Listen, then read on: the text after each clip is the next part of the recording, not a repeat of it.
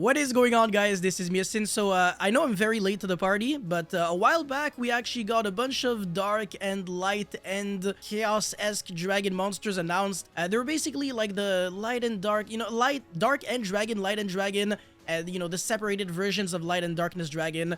And we also got a new light and darkness dragon fusion monster announced, as well as whatever this is, Night Arm Dragon.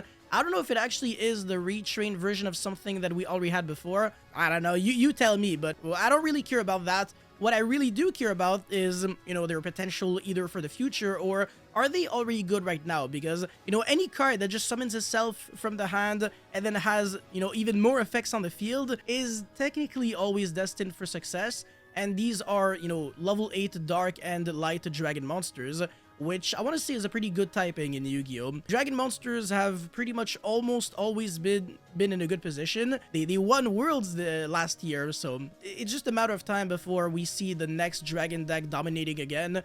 They're a standby dragon at the moment, but it's not a light or dark deck. But yeah, anyways, before we go any further, I would really appreciate you guys if you could smash the like and subscribe button. Thank you very much, and now let's get right into it. Alright, so the first card is Dark and Evaporation Dragon. They have pretty much the same effect, the light and dark one.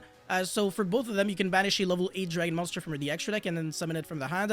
And then you can't special summon monsters for the rest of the turn except dragon monsters. This even includes monsters that are not trying to be summoned from the extra deck. Which does matter because at first I wanted to go, okay, I can banish something, and then summon Nemesis Flag, and then search as Shadows or Protos, but you can't do that. Anyways, you can activate one of these effects, so that's another effect on the field. So for the dark one, either you fusion summon any fusion monster from your extra deck using monsters from your hand or field as material. Usually it's only going to be a dragon monster, because by the time you summon this, you had to summon it by its in-hand effect, which means that you're locked under dragon only. And then the other effect that is actually unique to Dark and Evaporation Dragon is target one other attack position monster on the field. This card loses exactly 500 attack and defense, and if it does, destroy the targeted monster. And then you can only use each effect of Dark and Evaporation once per turn. So in other words, this is, basically a reference to this card right here, Dark End Dragon. It's almost the same effect. The only difference is that Dark End Dragon sends the target to the grave, and Dark End Evaporation, the dragon destroys, which is a little unfortunate, but, it's completely understandable considering the fact that this is a joke to summon, and this is, it's a synchro monster, but they have the exact same stats. Light End Sublimation Dragon, also the same stats as Light End Dragon, a pretty identical effect as well. This one, again, same thing as Dark End Dragon. The only difference is, well, the Dark End whatever. The only difference is that instead of, targeting another attack position monster on the field, destroyed, blah, blah, blah, it's when an opponent's monster declares an attack, you can make this card lose exactly 500 attack and defense. And if you do, that opponent's monster loses 500 attack, which is infinitely worse than, being able to destroy a monster on the field.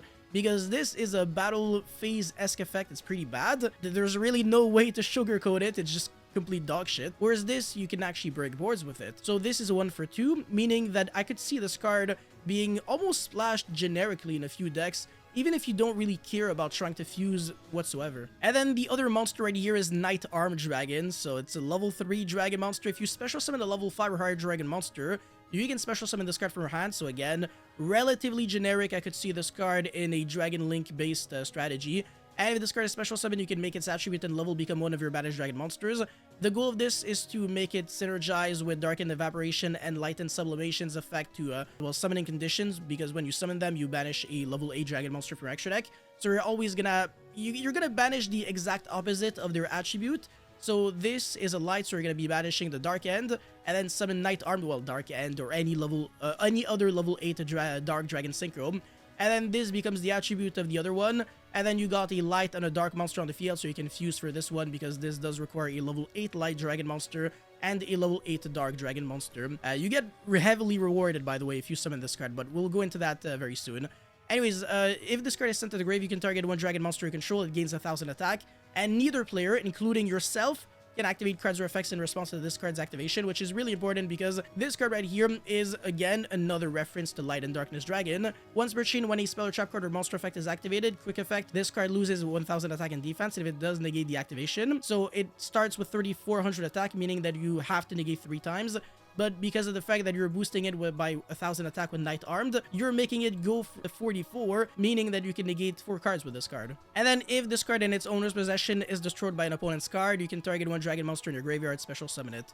So that's also not too bad. You can crash this and then revive back. So even when you're running out of negates, it still has some form of usage. So far, I want to say you don't really need Light and Sublimation Dragon and Night Arm Dragon for anything, unless you're really trying to summon this card. Light and Darkness Dragon is somewhat of a gimmicky card, but I have seen it being played in some Horus stun decks. It's not necessarily bad. Just straight up play Dark End Dragon and either use it as a board breaker, or if you are naturally playing level 8 Dark Dragon monsters in your deck, so for example, I don't know, if you're playing like a Galaxy Photon or Blue Eyes deck, well, this card is going to be an absolute joke to summon, so that's even better for you, really. Now, again, I've mentioned the fact that these monsters have great typings, and, you know, I wasn't kidding, because being a level 8 Dark Dragon monster, for example, means that you can target it and then use Shadow's Light to summon a Light monster from your deck or extra deck with the same original type and level. So you target that, and then you can summon Light and Sublimation Dragon, and then you can fuse for Light and Darkness, the Dragon Lord. The only issue with Shadow's Light is that it's not symmetrical, you know, it only targets a Dark monster to summon a Light monster. Cool thing about Duality is that you tribute a Light or Dark monster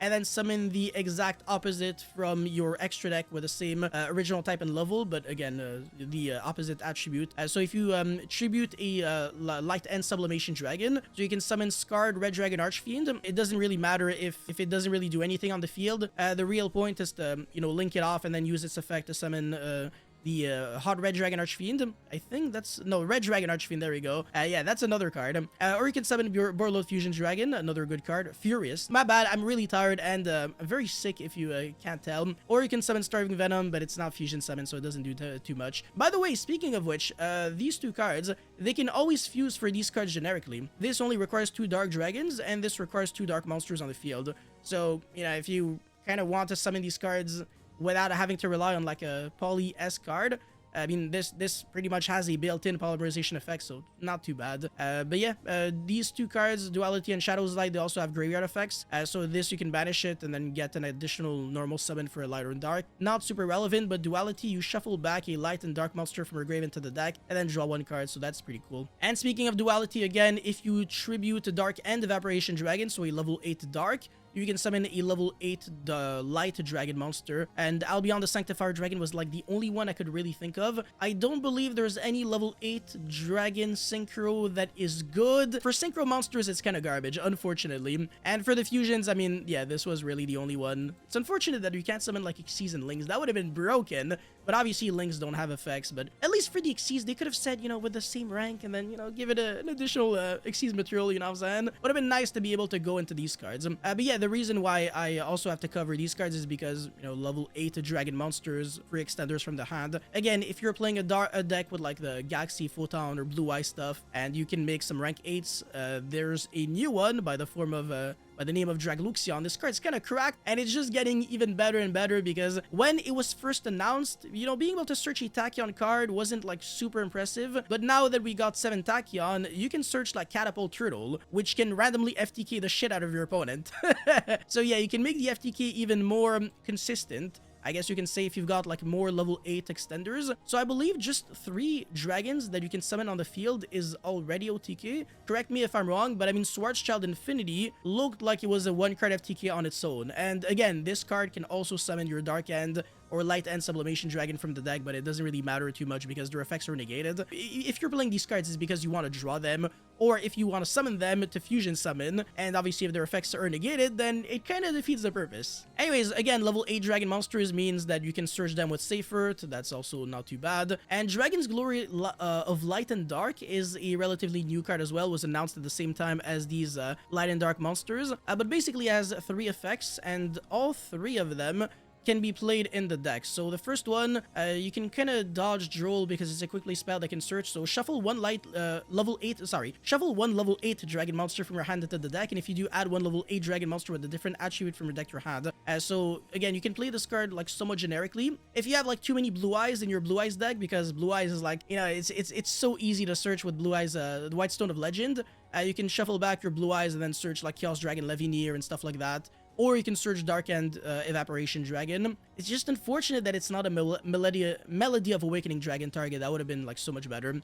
Anyways, the second effect, target one dragon monster control, it gains attack equal to its level multiplied by 200. So yeah, you can use this, you know, during the damage step to boost your monster's attack and then jump over stuff. Or you can boost the attack of your Light and Darkness Dragon Lord. And if you do not use this to start a chain, your Light and Darkness Dragon Lord will not negate it, because this can only negate once per chain. So even though it's a mandatory effect, it is trying to negate yourself as well. If you're negating something, you can chain to your own Light and Darkness Dragon Lord, make it gain an additional 2000 attack, which basically means 2 additional negates, which is not too bad. And the other effect is when a card or effect is activated that targets a dragon monster you control, negate that effect. So if your opponent wants to Veiler or Imperm you can protect yourself from that. So it's at the same time, it's like a Salamangreat Circle. It's, I don't know, like an Axe of Despair multiplied by 2, and it's a Saravis. It only gets you 1 effect. If it was like you can activate all of these effects in sequence, then I would have said like, yeah, it's super cracked. But unfortunately, I'm gonna have to be 100% honest with you and tell you that this card is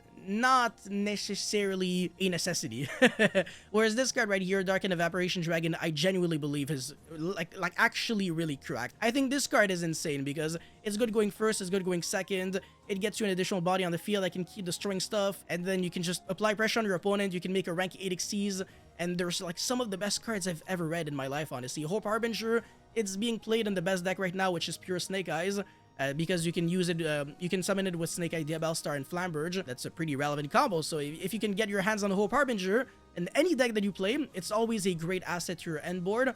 Because it does negate the effect of a spell card, not the activation. So even if you're playing against like Despia, when you're negating Branded Fusion, your opponent cannot use a second Branded Fusion, and under Branded Lost, you can still negate Branded Fusion with Harbinger. Dragluxion, again, another great card. It's new though. It's from Infinite Forbidden, I think. Hold on a second. Oh, no, wait, hold on. It might actually be a special set. Anyways, Magnamut can also search your Dark and Evaporation Dragon on end phase. So if you were playing some Bestials in your deck generically, and you didn't really have like anything other than like Drua's Worm to search, there's something that you can search at least. And because of the fact that you're always banishing monsters from the extra deck, it makes cards like Branded Regained even more proactive, because now, you know, you get your Lubellion access, which, by the way, you can also search with this card, not too bad.